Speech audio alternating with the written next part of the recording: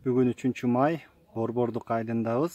Ушул жердеги кыргыз жарандарынын бирөөнүн үйүндө Тажикстандын аскерлеринин кийимдери мондай чыккан. Могу жерден караса болот. Раджабов А деп турат. Ошондой эле бул жерден бир тажик сомайниси чыккан.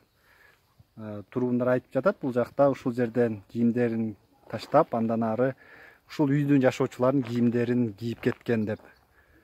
Ушул жерден эчкилерин союп жегенин айтып атат, малдарын союп жегенин айтып атат. Кандай болду ушуну көрдүң? Биз эме билбейбиз го точно, ошол союп башыны калтырып, ошо тери менен башы путу калып, эттерди челектерге салып жеп, шакта пиширип эме кылып таштап кетиптир. Сүйөк пүйөктөрдү, иттерди атып, айтты тамам сасып эме болуп жаткан экен.